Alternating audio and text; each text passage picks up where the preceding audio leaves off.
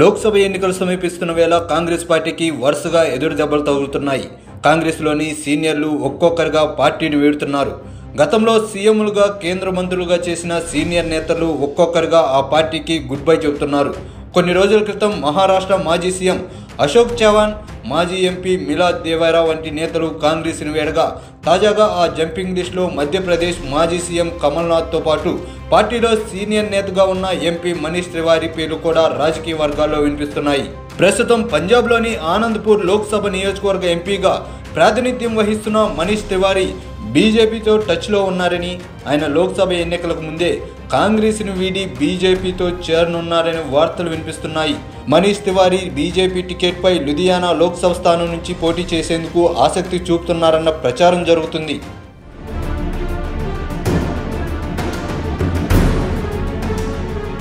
బీజేపీలో చేరేందుకు మాజీ సీఎం కమల్నాథ్ తన కుమారుడు ఎంపీ నకుల్నాథ్తో కలిసి ఢిల్లీ చేరుకున్నారని ఓవైపు ప్రచారం జరుగుతుండగా, ఇందుకు బలం చేకూర్చేలా కీలక పరిణామం చోటు చేసుకుంది.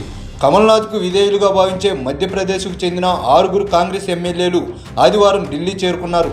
చింద్వారా రీజియన్కి చెందిన వీరంతా కమల్నాథ్తో కలిసి కమలం పార్టీ తీర్థం పుచ్చుకోనున్నారని సమాచారం.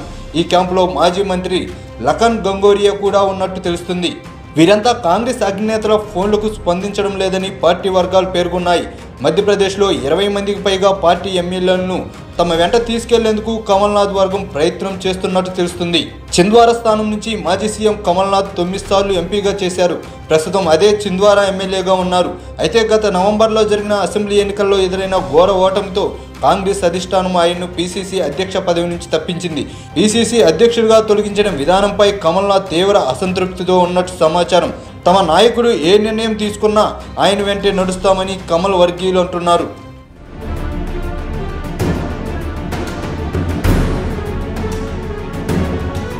కాంగ్రెస్ పార్టీ నుంచి గత కొన్నేళ్లుగా సీనియర్ నేతలు వరుసకట్టి బయటికి వెళ్తున్నారు.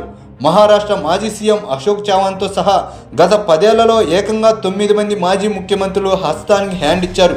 ఈ జాబితాలో అమరీందర్ సింగ్, గులాం నబీ ఆజాద్, విజయ్ బహుగుణ, అజిత్ జోగి, ఎంఎస్ కృష్ణ, నారాయణ్ రాణే, గిరిధర్ గవాంగ్ ఉన్నారు.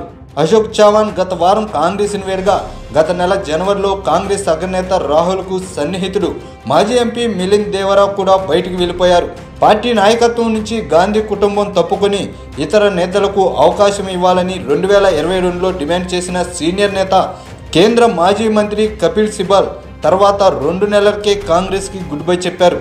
ఇంకా ఆ పార్టీని వీడిన వారిలో పంజాబ్ మాజీ పీసీసీ అధ్యక్షుడు సునీల్ జక్కర్, జ్యోతిరాదిత్య సింధియా, సుస్మితా దేవ్, ఆర్పీఎన్ సింగ్, అశ్విని కుమార్, హార్దిక్ పటేల్ వంటి నేతలు ఉన్నారు.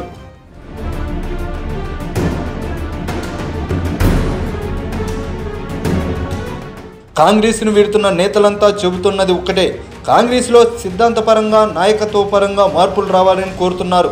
వృద్ధాంతరం నేతలతో పాటు యువతరాన్ని కూడా ప్రోత్సహించాలని పలువురు నేతలు సూచిస్తున్నారు.